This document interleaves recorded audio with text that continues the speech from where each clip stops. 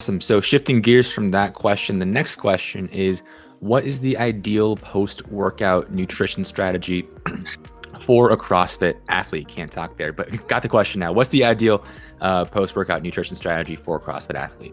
All right, so I'm going to get into semantics really quickly. So you use the words CrossFit athlete. And so whoever asked this question, I'm assuming those are the words they used. But then I'm going to ask the question, are we really talking about a CrossFit athlete? Or are we talking about an individual that uses CrossFit as their modality of training? Because they're completely different. And what it comes down to is training age primarily, because that's going to equate to neuromuscular efficiency. It's going to equate to, are you experiencing a neurological adaptation or physical adaptation? It's going to equate to, where are you at in your journey relative to your goal, relative to a periodization? So there's so many questions that I'm going to have to ask you. So try to give you a grossly simple answer to a massively complex question. Assuming you are an athlete, and we'll start there because that's how the question was asked. Assuming you're an athlete, the post-workout window is not about restoring glycogen, right? Like, I think we've all disproven that. Like, do you have maximal glycogen replenishment immediately post-workout? Yes. Are you going to replenish all of your glycogen stores? No. Like, I think we know that by now. Science has said that over and over and over again. But what we do understand, and where CrossFitters are more susceptible than anybody, is the stress response of the dose response of training, right? We know that when you're engaging in physical activity, we know that you elicit a cortisol response. And we know that the higher intensity the exercise, the greater the cortisol response. Like, we immediately shift to that sympathetic nervous system. We create that fight or flight response. And the problem is, at the end of a workout, our body does not know that the clock hit zero. Our body does not know that you finished the workout, right? That the time is supposed to shut off. And so what happens? You stay in that sympathetic nervous system state. You stay in that fight or flight state. And cortisol is through the roof. And we know life in Western culture is already causing massive cortisol elevations, right? And over time, that's contributing to HPA axis issues. So if we're intentionally doing that, then we need to understand, how do we shut off the cortisol response from training? And we do that with an insulin spike, right? Simple carbohydrates. And because of the nature, right, the lactic acid, like the lactate-based training of CrossFit, we're going to want a very high molecular weight carbohydrate, something that's going to clear the GI very quickly. Now, I hear people dispute this all the time, and that's great. Like, do you have to have high molecular weight carbs to shut off cortisol? Not necessarily. Is it optimal? Absolutely. For a CrossFitter, I would almost consider it essential, given the nature. You have to remember, in an environment where acid is flowing, right, endlessly, and lactate flows through the gut before it exits the body, like, we know that, like, it is thrashing your guts. We see more GI issues in CrossFitters than we do with anybody. And so we have to minimize the effects. So we're not putting solid food carbohydrates in there. Anybody that's done a CrossFit workout, we'll just say Fran, right, which a really talented CrossFitter can do in 2 minutes.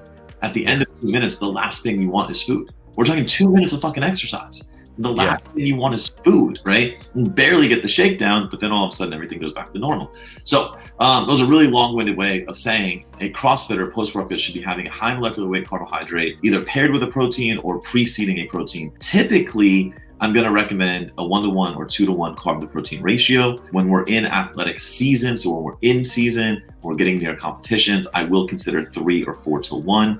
A lot of times when my games competitors are at the games, we're doing 4-to-1 because they're doing 3-4 training sessions in a day. That means we don't have a lot of time to fuel between workouts. So we really have to be recovering and adding a few extra carbs to start fueling the next training session. So anywhere 1-to-1, 4-to-1, that is the athlete side of things. Now, let's look at the other side of the coin, because I think, if I had to guess, this question was probably asked in the vein of using CrossFit as a training modality. Your average CrossFitter, when they first step in the gym, post-workout nutrition, it doesn't matter that much, to be totally honest. I think that you should start creating a habit with a client, meaning, like, should you get them in the habit of having a shake? Sure. Should you get them in the habit of focusing on what they consume immediately workout? Absolutely. But remember that, like, your first 0 to 9-ish months, right, give or take 2 months, are going to be a neurological adaptation phase. You've never snatched a barbell. You've never clean and jerked a barbell. You've never done a wall ball. You haven't done a lot of these movements. You certainly haven't trained in these energy systems doing, highly skilled movements inside of energy systems. I always joke, like, I was the king of doing the 20-minute AMRAP in 2 minutes, right? Because I would go in and I would like go out in 2 minutes and I would die and just lay on the floor. And so like my brain had to learn to run my engine for 20 minutes. Shit, man, I've been in CrossFit for how long and I still can barely snatch a barbell. Right? That's mobility based. But these are all these things that you're learning, right? And I go on record all the time in seminars saying your results, meaning like PRs, your training based results, not your physical results. Okay. So I'm not talking about body comp, but your training results, your PRs, your performance results will largely be the same independent of what you're consuming, which is crazy to people, but we have to understand this, right? And that's a whole nother podcast for a whole nother day. But if you're in that neurological adaptation phase, it doesn't matter. Even somebody like myself, where I had been in the bodybuilding world for over a decade. I crossed over to CrossFit. What I did post-workout didn't matter. In fact, like I can tell you it didn't matter because I didn't do any post-workout nutrition and I had phenomenal results, right? I learned so much of what I know in CrossFit the hard way. I was the guinea pig. I was the one who destroyed myself. And so I can verify this firsthand.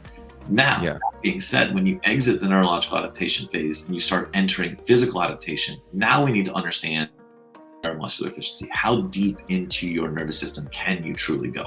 Have you trained yourself to actually reach red line, or are you just not that good yet, right? And so we take somebody that's 300 pounds. Well, they're nowhere near their genetic ability to perform. That the weight is getting in the way of them actually reaching the peak of their ability. So are we going to require massive amounts of carbohydrates at the end of that workout? Of course not. Right? We might do protein only. We might do 1-to-1 carb to protein, depending on the overall scale of their full dietary protocol.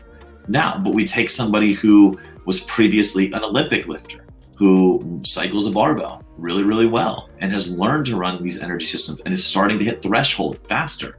Well, now their need for carbohydrates is exponentially higher because they're stressing their system. So then we look at, all right, what is the desired outcome of CrossFit?